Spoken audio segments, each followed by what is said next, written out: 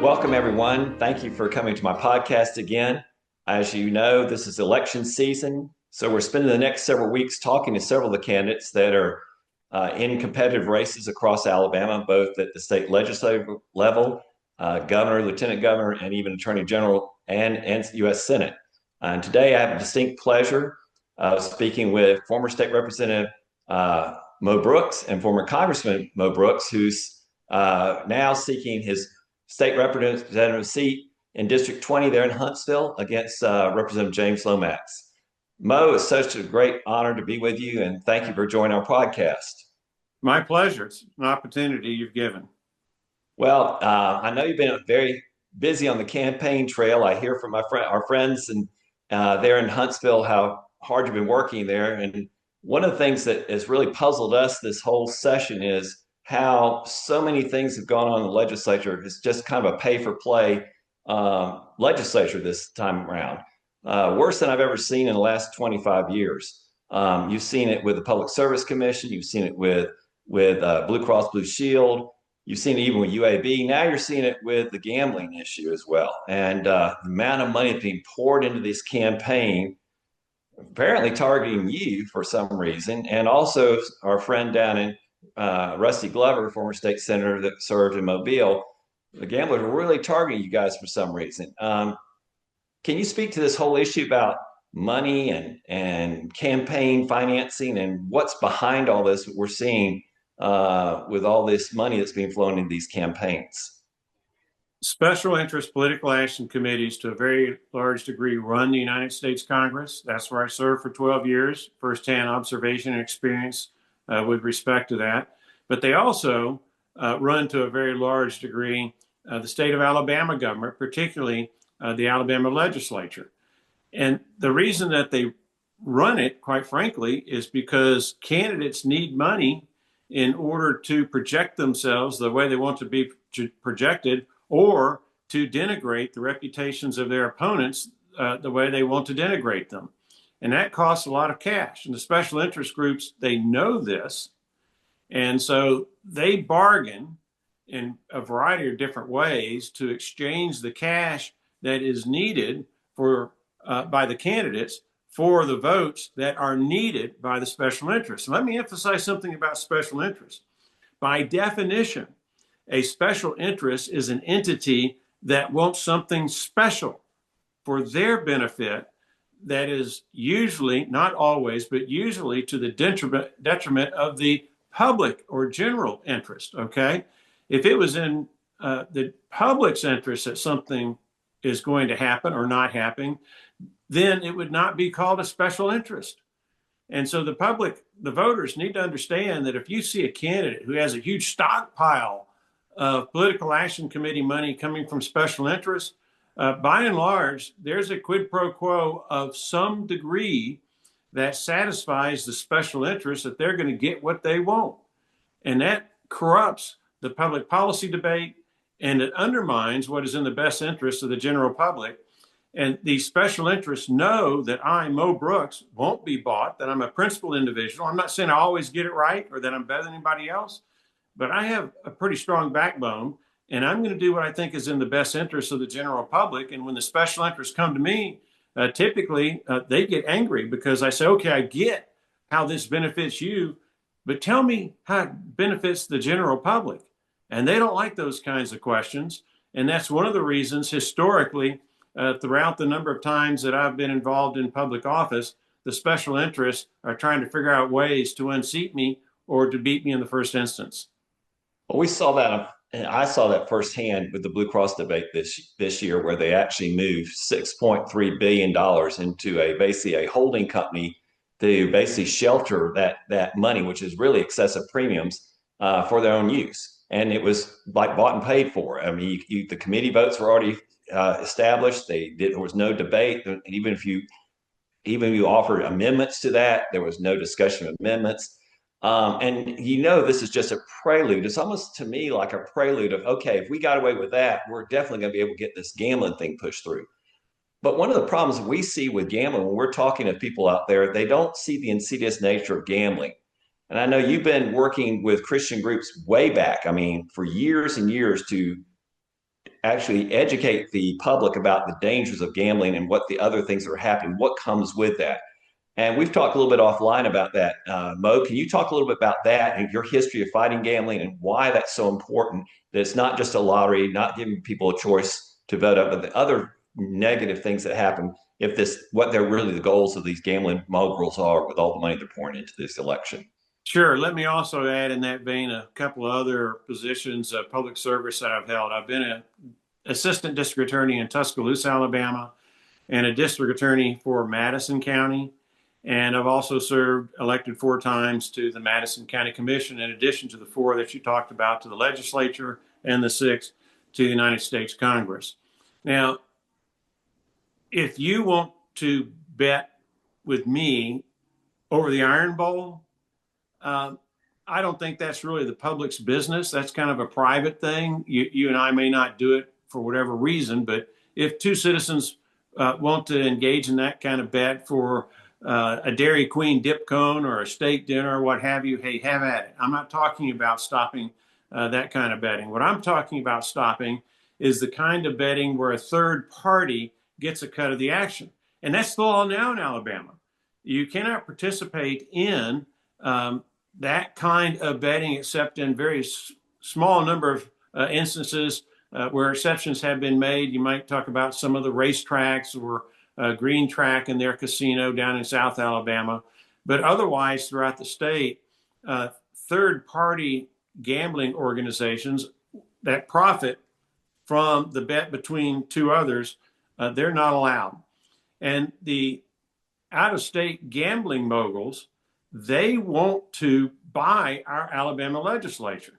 There's been something called the Sports Betting Alliance that has been created. Sounds innocuous, okay. Someone wants to bet, again, like on the Iron Bowl, except it's much more expansive than that.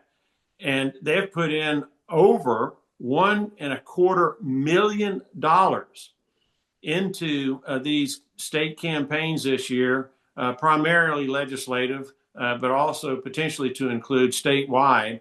And they've laundered it. You know, they don't want to be known themselves, okay? So they launder the money through, in this instance, the SBNV PAC, so that the general public, when they find out about this kind of money going to a candidate, they have no clue as to what the SBNV PAC is about, even though it really is, in all probability, a Sports Betting Alliance. And the Sports Betting Alliance, by the way, out of Virginia and Texas, depending on which forums you look at, it's made up of a number of different gambling moguls who are very competent at fleecing bettors. So that's who's behind the Sports Betting Alliance. And then you've got another entity, DraftKings, that has laundered money through Win for America, $2 million, then to the American Conservative Fund, $500,000, which has been very, very active in attacking some very good people on behalf of those candidates that DraftKings believes would assist with legalizing gambling in the state of Alabama to a greater degree than it's already legalized. Now, what is the problem with gambling itself? Well, there are problems with all kinds of gambling, okay? But at some point, you've got to understand that in a nation of liberty, people have the right to make unwise decisions, and gambling is often an unwise decision. About half the time, for whoever it is that loses, it's an unwise decision for that person and the families that suffer the loss of income or revenue assets as a consequence. But that's a little bit off base, but it's still there. Let's look at what the Sports Betting Alliance and what DraftKings out of Boston, all these are out-of-state gambling moguls, okay? They believe that they can fleece Alabama citizens of a whole lot of money, and that's why they're putting in at least 1, maybe 2 million, maybe more, as they try to buy themselves a favorable legislature. They want at least 3 things. 1, they want legalized sports betting. Well, that in and of itself sounds somewhat innocuous to a lot of people, but think of it in terms of corrupting our college and universities athletic programs. There were recently indictments of over 20 NCAA basketball players from more than 20 universities. Apparently they did some of this crooked stuff at one school before transferring to another. And they were being paid $10,000, $20,000, $30,000, according to these indictments, by professional gamblers to throw games, to lose them intentionally, to miss the shot, to make the turnover, to fail to get the rebound. And that's how they were making $10,000, $20,000, $30,000 a pop. Well, the more we legalize sports betting, well, the more you're going to see the temptation for our ball players to throw ball games in order to make money that the professional gamblers throw at them. So that's one of the problems with sports betting in a general sense. Okay, it's often a rigged game, but nonetheless, the Sports Betting Association or Alliance and DraftKings, that's what they want, because they make gazillions of dollars off of bettors by pushing this on the general public. A second thing that they want, and this is the pot of gold at the end of the rainbow, is they want a casino in Huntsville, Alabama, and perhaps in other places around the state where they believe that there is enough money floating around that they can take it. So that's the second thing. The third thing they want, which is probably never discussed but is equally important, is they want gambling laws that have no consumer protections so that they can make more money, so that it's easier to fleece Alabama bettors out of whatever cash they're able or willing to lose. Now, what do I mean by consumer protections? Well, let me use as an example you. Let's say you, Dr. Brinson, you bet on a college football game, and then it turns out the college football game was rigged, and you lost your bet. It might be $5, $500, $5,000, whatever it is, you lost it. Then it later comes to light that that game was rigged by gamblers, that they had paid off players to throw the game. A consumer protection would be that you, Dr. Brinson, you should be entitled to a refund of the money that you lost based on the game having been rigged. That's just an example of a consumer protection that these gambling moguls absolutely don't want, but which I believe is in the public's interest to impose. And because of the beliefs that I have and some other candidates around the state have about the evils associated with what these out-of-state gambling moguls want and the degree to which they will engage in underhanded activity to get what they want, gosh, we got to stop it. And that's why they're targeting me, and they're targeting some other legislative candidates who have the backbone and the principles and the moral values to do what's in the best interests of our state and the people of this state. Yeah, and to that point, Mo, want to also talk about how this money, the irony, if I remember right, this American Conservative Fund, which is neither American, it's anti-American, anti-conservative reality. This American Conservative Fund is funding a flyer, apparently having your opponent tied to President Trump. And my recollection is your opponent was pretty anti-Trump for quite a time prior to him entering the legislature. Am I correct about that, or? Well, you are correct, and you cannot count on the gambling moguls to play fair. They play hardball. They play to win. And if they have to be dishonest or dishonorable in order to win, they're going to do it. Now, in the particular instance you're talking about, yes, my opponent, James Lomax, wrote some very, very harsh things about Donald Trump back when he was competing against Hillary Clinton, of all people. That should have been an open and shut decision on who to vote for under those circumstances. Hillary Clinton was not who we needed in the White House. Donald Trump was vastly superior. But nonetheless, he attacked Donald Trump, said some very sordid things about Donald Trump. Yet right now, I'm being attacked by these gambling organizations and my opponent. And they're trying to project James Lomax as being a Trump acolyte when the op-ed that he personally penned and wrote and had published was the exact opposite of what he pretends to be. So he's like a lot of candidates. They're one thing when it suits them. They're a different thing when it suits them. There's not that consistency that I think we should have in our public servants. But when you talk about this mailer that's gone out, please bear in mind that the so-called American Conservative Fund, which is really an out-of-state gambling mogul, they've sent out 7 flyers. They've sent out more than my opponent and I put together. That's how serious they are about participating in these various elections that are going on around the state for legislative positions that may have a vote on whether they're going to be consumer protections, whether casinos are going to be allowed. And keep in mind, with casinos, a lot of other things come with it. It might be prostitution that your community doesn't want. It might be other types of crime that the losers of bets now engage in order to make ends meet. It might be mob bosses and organized crime, because organized crime often follows casinos wherever they go. So it will change the culture and the desirability of living in some of our communities by a lot if they get that proverbial camel's nose under the tent. So Oh, that's absolutely. Yeah, that's I think you're exactly right. I think you're exactly right, Congressman. And also, I'll take a few moments now, and we've shared about this a little bit.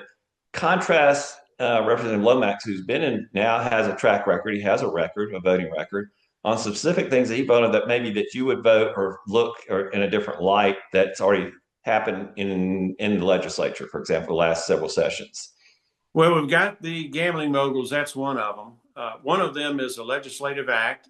Many of your members of the audience have probably seen articles about this bill. It's House Bill 210 in the 2024 legislative session. Keep in mind, President Trump, when I was in Congress, we were fighting for border security. Okay.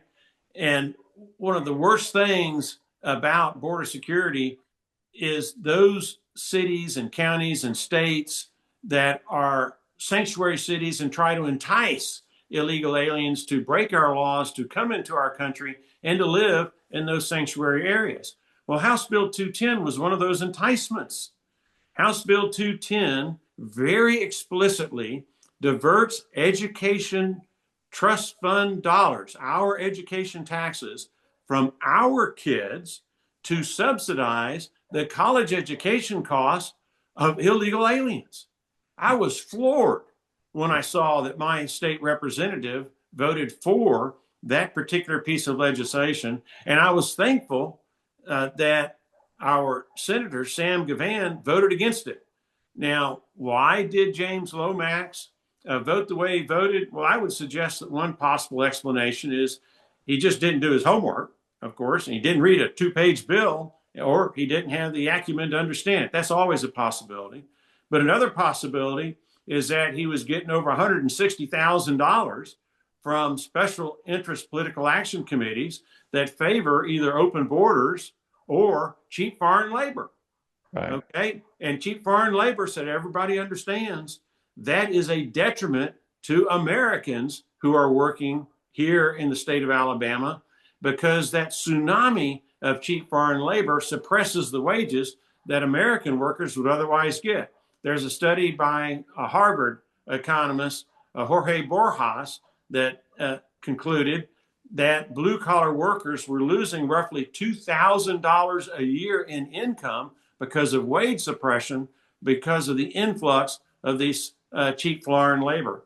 So that's a bill I never would have voted for, and I was shocked that James Lomax voted for it. And quite frankly, I will never vote for anybody as an American citizen, as a citizen of the state of Alabama, who supports open borders or who wants to induce more illegal aliens into our community than we already have. We have a very compassionate, lawful immigration system, the most compassionate on planet Earth. But at the same time, we got to enforce it to the exclusion of others, because it's beyond our capacity to bring in the kinds of hordes of people, tsunamis of people who would come to America. So that's, you want to know a vote? That's a particular vote. There are others, but that's the key one. Yeah, and to that point, Mo, it is affecting your district adversely right now. If you look at Whitesburg Middle School, the makeup of that school has totally changed. It's 72% minority. Majority of that is Hispanic. They have to spend half their lecture time in Espanol to try to, because they can't speak English as second language. And just next door to you, over in Decatur, very similar to Huntsville, they have, out of 8,000 students in their school district, 2,500 can't speak English. And so the ESL cost of that, just in that one school district, to the taxpayers every year is $1 million. That's just one school district. Well, so, overall, nationally, the estimated cost of illegal aliens in America is a net tax loss at the city plus county plus state plus federal level of $200 billion per year. That's the Oh, net tax loss, okay? So you're given a crystal clear example of what is happening nationally that totals up in a lot of different ways to $200 billion. The final thing that I wanted to mention that is a distinction between myself and my foe, James Lomax, is that I am taking zero special interest political action committee money. I want to only have IOUs to the people that I am supposed to be representing, the general public that I'm supposed to be representing.